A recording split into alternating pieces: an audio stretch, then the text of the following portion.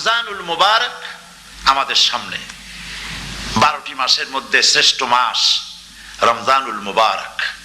এই পবিত্র মাসকে সামনে রেখে আমরা এখানে আলোচনায় বসেছি।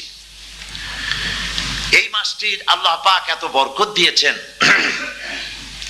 এই মাসটি সম্পর্কে রাসূল করিম সাল্লাল্লাহু আলাইহি ওয়াসাল্লাম আখিরি শাবানে খুতবা পেশ করেছিলেন এবং সেই খুতবায় তিনি বলেছিলেন, হে উপস্থিত জনগণ, হে মানব মণ্ডলী, আল্লাহ পাক আমাদের জন্য একটি পবিত্র মাস আমাদেরকে দিচ্ছেন, দান করেছেন, যে মাসটির নাম হচ্ছে রমাদান।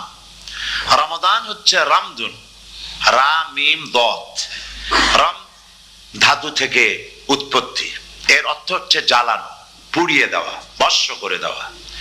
রমাদান, রমজান মুবারকে যারা নাকি সিয়াম সাধনা করে, আত্মত্যাগ করে, অর্থাৎ তিতিক্ষা, ত্যাগ এবং তিতিক্ষা করে, রমজান মুবারকে আল্লাহ পাক যেভাবে রোজা চান ওইভাবে যারা রোজা রাখে, তাদের সমস্ত গুনাহ সমূহকে আগুন যেমন আবর্জনাকে জ্বালিয়ে দেয়, রোজা যদি সঠিকভাবে কারো হয় তাহলে তার গুনাহগুলিকে এইভাবে জ্বালিয়ে ভস্ম করে দেয়।